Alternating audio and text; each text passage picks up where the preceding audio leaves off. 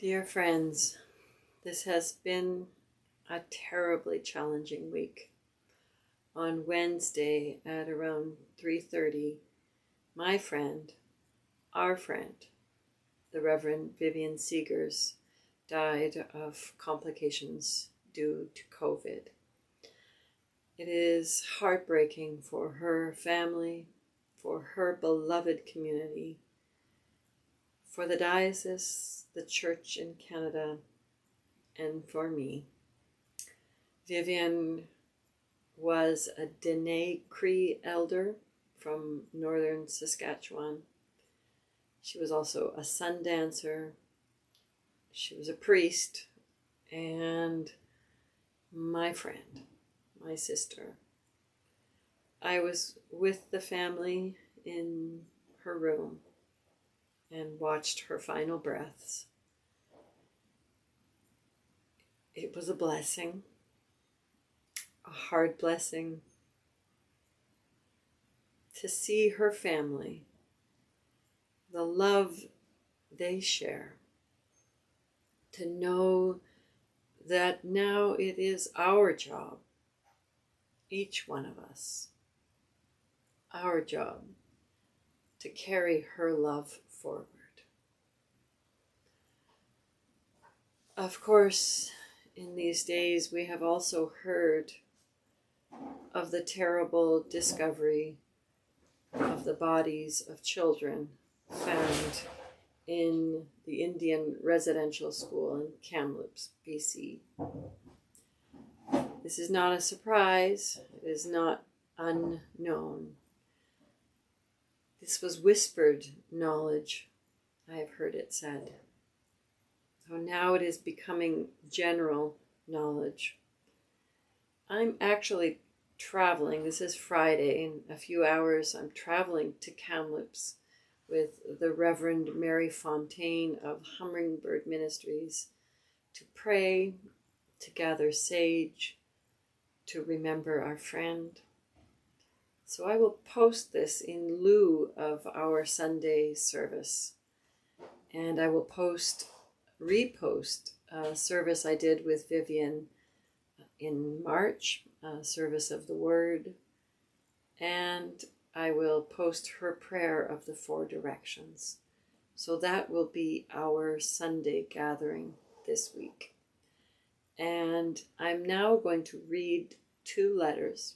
One from our diocesan bishop, Bishop John Stevens, has asked us to read this prayer at the Sunday service.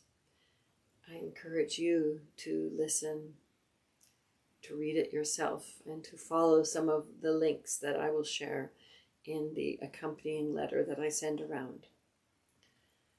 Then I will read Archbishop Mark MacDonald's letter. Archbishop Mark is the leader of the Indigenous Anglican Church of Canada. He has wise words to say as well. So first, let us hear from our bishop, Bishop John. To all the people of the Diocese of New Westminster, the discovery of the mass grave at the Kamloops Indian Residential School and the remains of 215 children buried there has shocked us all. The reporting of horrors, of abuse and brutality at residential schools is not new to us, but this burial site has brought into sharp focus the structural disrespect, cultural violence, and cruelty that took place on a regular basis. We cannot ignore that 215 children were buried without markers, without notification to families, and likely little or no ritual or ceremony of burial. How are we to respond with so many emotions swirling around and within us? It is a difficult but painful truth that some of those children were potentially baptized in the Anglican Church, and quite possibly in our Diocese of New Westminster. We have a connection to this ghastly discovery, much as it might shock us to understand that. A journey is taken one step at a time, and the journey of reconciliation is a lifelong pilgrimage, not something soon done and finished. We are on that journey, and we must seek ways to continue and never give up. On August 6, 1993, the then Primate of the Anglican Church of Canada, Michael Peers, said this to the Indigenous peoples of Canada: "I accept and confess before God and you our failures in the residential schools. We failed you. We failed ourselves. We failed God. I am sorry, more than I can say, that we were part of a system which took you and your children from home and family. I am sorry, more than I can say, that we tried to remake you in our image, taking from you your language and the signs of your identity. I am sorry, more than I can say, that in our schools so many were abused physically, sexually, culturally, and emotionally." On July 12, 2019, the primate of that time, Archbishop Fred Hiltz, said this: "I confess our sin in failing to acknowledge that as First Peoples living here for thousands of years, you had a spiritual relationship with the Creator and with the land. I confess our sin in demonizing indigenous spiritualities and in belittling the traditional teachings of your grandmothers and grandfathers that they preserved and passed on through the elders.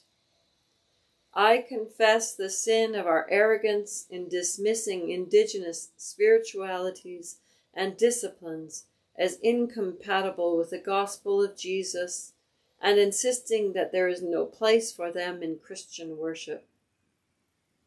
I confess our sin in acts such as smothering the smudges, forbidding the pipes, stopping the drums, hiding the masks, destroying the totem poles, silencing the songs, stilling the dances, and banning the potlatches. With deep remorse, I acknowledge the intergenerational spiritual harm caused by our actions. I confess our sin in declaring the teaching of the medicine wheel to be pagan and primitive. I confess our sin in robbing your children and youth of the opportunity to know their spiritual ancestry and the great wealth of its wisdom and guidance for living in a good way with the Creator, the land, and all peoples. For such shameful behaviors, I am very sorry." Those are the words of two former primates of our Anglican Church, words that have much to offer us now. But at a time like this, we need to listen deeply and intently and hear from Indigenous voices, not only from settlers. Archbishop Mark MacDonald, National Indigenous Anglican Archbishop, recently said this: "I once heard someone say that Jesus, who died on the cross, also died in the Holocaust. If that is true, they will find him among those children, buried in Kamloops. But we who have seen him die on the cross and suffer with us know that this is not the end of the story.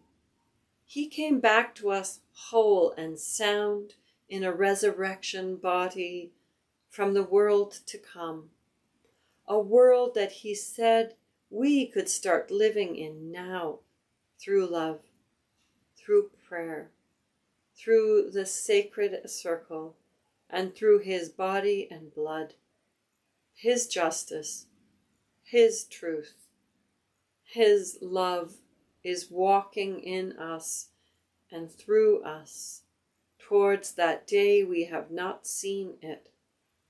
It will rise, is rising with those children and with a truth that could not be hidden.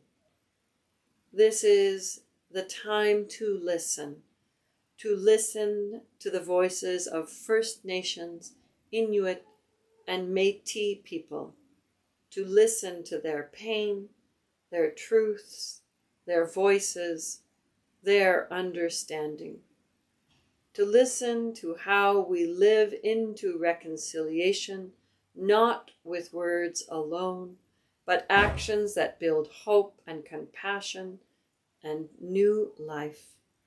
To listen and find a way to keep moving forward on this path to reconciliation. Chief Robert Joseph once said, "True reconciliation, fundamentally, is about relationships." It means that you and I can coexist in mutual respect, and all of us can afford each other dignity. May we live into this hope, aware of the harm and violence that has taken place, but seeking true reconciliation by listening and responding with action. With this in mind, here is a section of Qupee Rosanne Casimir's, chief of the Tecumseh Secwepemc, May 31st media release. Regrettably, we know that many more children are unaccounted for. We have heard that the same knowing of unmarked burial sites exists at other former residential school grounds. It was something that the Truth and Reconciliation Commission raised in the early days of their work. However, it was not part of their original mandate. The TRC sought for it to be included and were turned down twice by the federal government. That said, the TRC was nonetheless able to do some important work on the topic, and we encourage you to visit Canada's Residential Schools, Missing Children, and Unmarked Burials, the final report of the Truth and Reconciliation Commission of Canada, Volume 4. For further important context, we also direct your attention to the report, Where Are the Children Buried?, completed by Dr. Scott Hamilton. The report, quote, addressed the question where deceased Indian residential schools students are buried. This is difficult to answer because of the varying circumstances of death and burial, coupled with the generally sparse information about residential school cemeteries. It requires a historic understanding of school operations that contextualizes the patterns underlying death and burial. There will be a link in the letter, this letter that I send by email. We ask all Canadians to reacquaint themselves with the Truth and Reconciliation Commission final report and calls to action, upholding the heavy lifting already done by the survivors, intergenerational survivors, and the TRC. In addition, to show your solidarity, we encourage you to wear an orange shirt and start conversations with your neighbors about why you are doing so. Secwepemc is now accepting donations that will automatically be deposited into a separate account set up for this initiative. The email is attached. There is no other fundraising initiative that Secwepemc authorized or is participating in at this time. There will be a link to the full media release. May God guide us to move forward in ways that honor renewed relationships and with determination that there must be a change in how we share this land with Indigenous people, how we uphold with respect and resolve the United Nations Declaration on the Rights of Indigenous Peoples, the Truth and Reconciliation Commission of this country, the Anglican Council of Indigenous Peoples, residential school survivors, and those who have much to teach us about living out the gospel of grace and love. May God's blessing be on us all in this crucial time in the history of this church and this country of Canada. Blessings and peace. Bishop John. Let's take a few moments of quiet and absorb that document.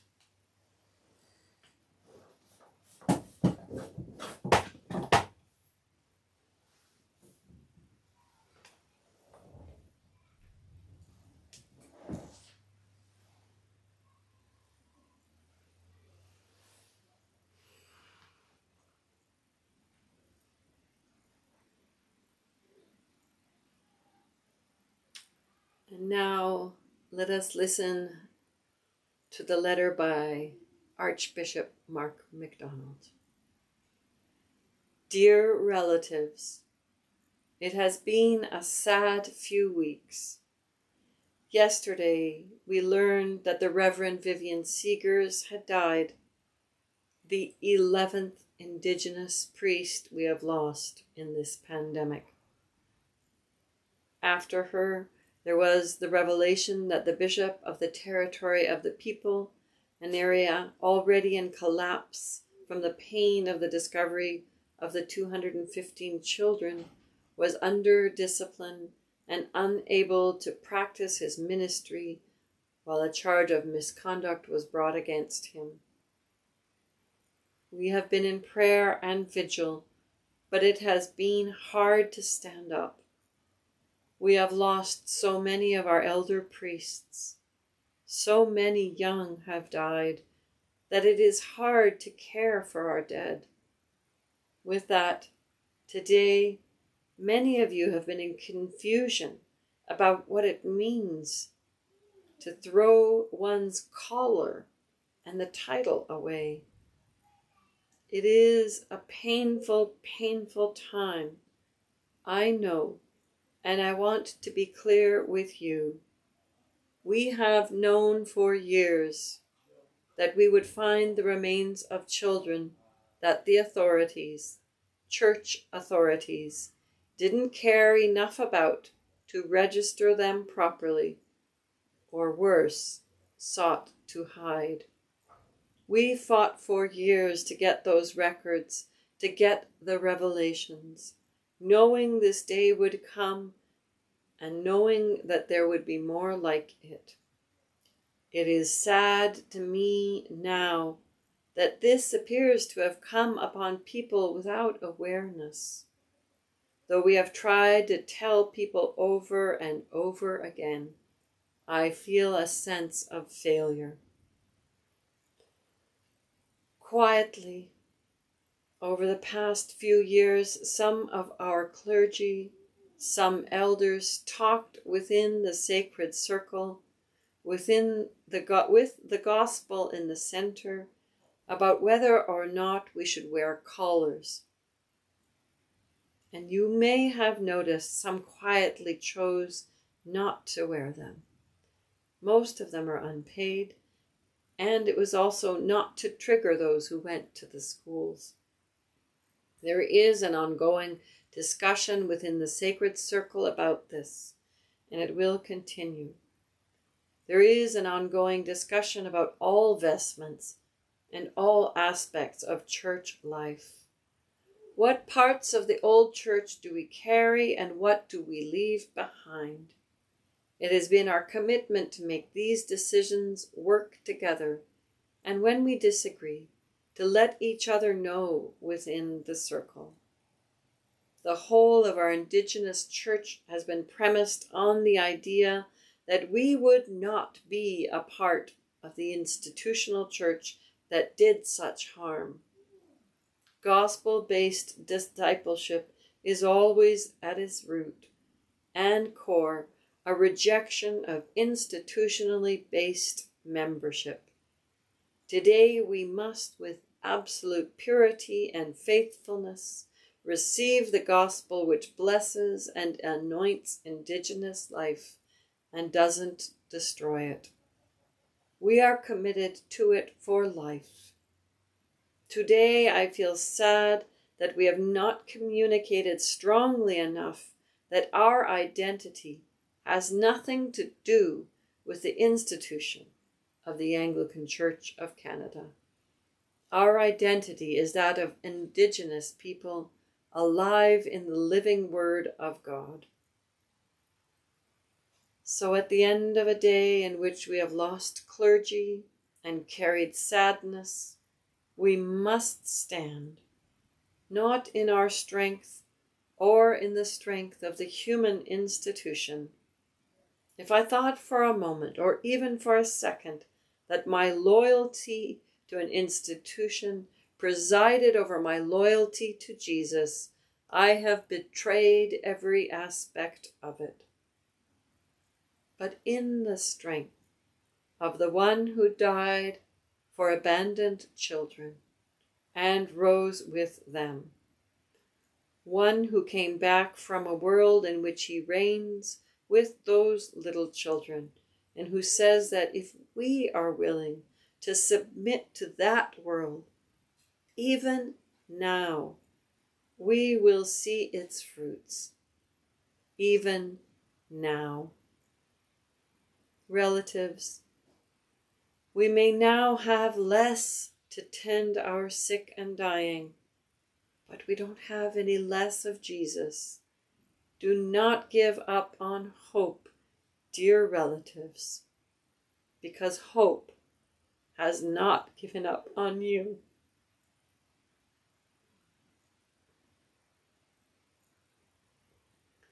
Blessings, Archbishop Mark.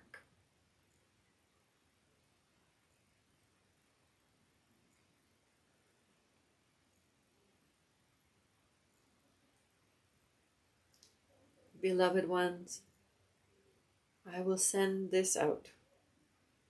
You will be receiving it on Sunday morning. May these words disturb you, or comfort you, or both, remembering that we were made for these times, to cast off all that has harmed one another in the centuries that have gone, and to embrace that true love, that true peace which passes all understanding. I ask your prayers for me, your priest, your friend. May we journey into this world together, trusting in the power of the Holy Spirit.